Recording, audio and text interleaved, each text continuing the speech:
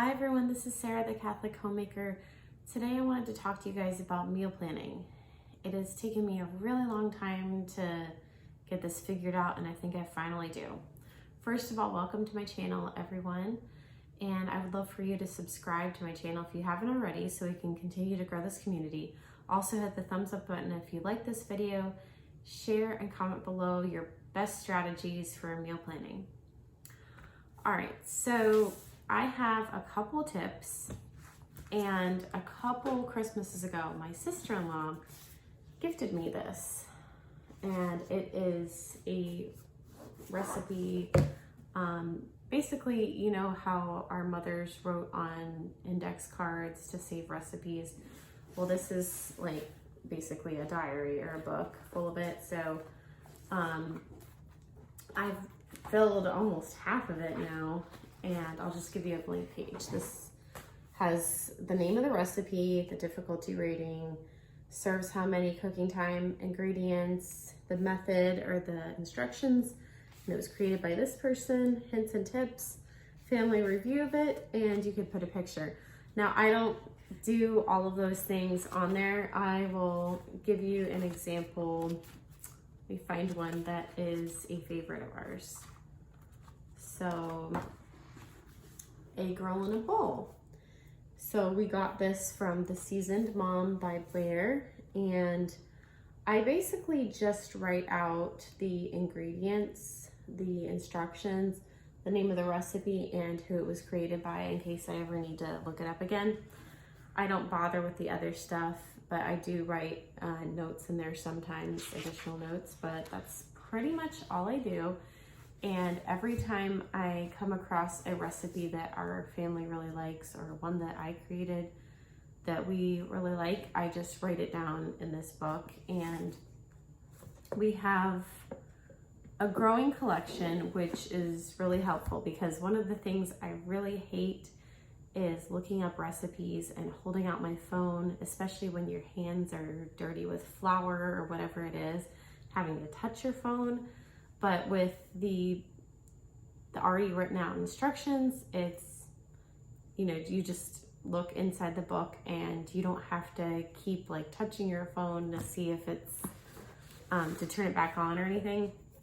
I also have this recipe binder. It was actually a wedding gift from one side of my family, and it's just collected recipes in there that are family favorites. But then I started printing out recipes that I think are good for our family, like this sweet beef heart curry. And it's like the most enjoyable way one of the most enjoyable ways I have seen. It's very easy to make beef heart. And then there's a bunch of other recipes I printed out as well in there. And so after having our third child recently, I was talking to my mom. She's been helping us a lot and coming over every day. And I'm like, what did you do with meal planning? I'm like, did you meal plan? What did you do? And she's like, I just wrote it down on a piece of paper.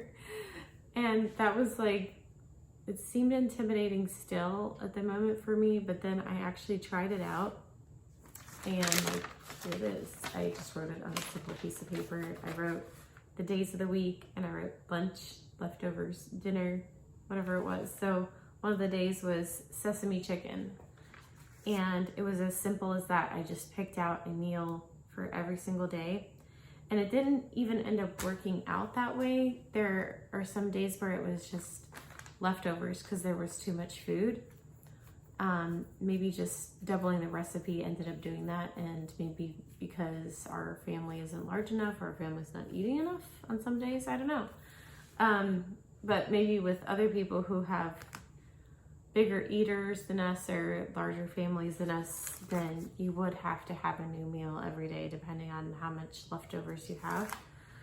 And yeah, so I've been doing that the past couple of weeks, and we haven't even eaten out in a couple of weeks. And on average, it's usually once a week as a family, because what ends up happening is my creativeness runs out by the end of the week on the weekend, and I'm like, I don't know what to cook for dinner. I don't know what to cook for you guys.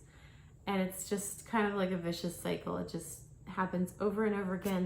There's sometimes where I can go like as long as 2 weeks and I'm like, yes, I made it this long, but then my creativeness runs out by the end of the second week. So I'm hoping I can continue on with this. And I know it probably seems like really obvious to a lot of you who maybe already meal plan, but I was never taught to meal plan before. I never took home ec in school, home economics. And I know that's something that they teach you in home ec is how to meal plan and stuff like that. But I think I really missed out on that because these basic skills that you should have as a homemaker have been very learned for me because they just don't like naturally come for me. Some of them like meal planning, but now that I've actually tried to do it, it's just like light bulb moment.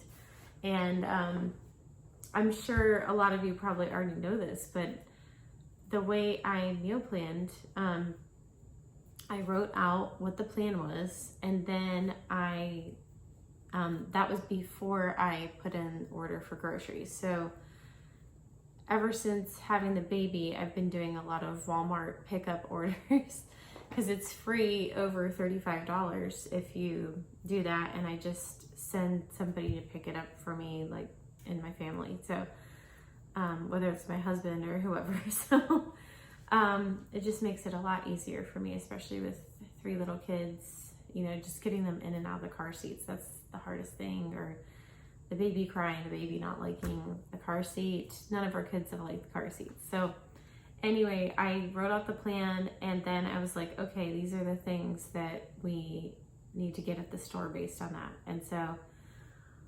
obviously I feel like I'm not saying anything new, but to people who are like me, hopefully this helps you.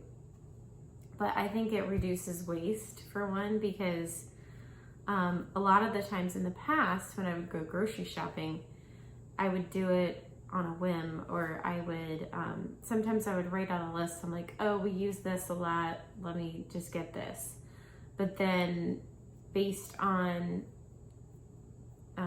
maybe me buying too much food for 1 week, some of it starts to go bad if you don't use it quick enough.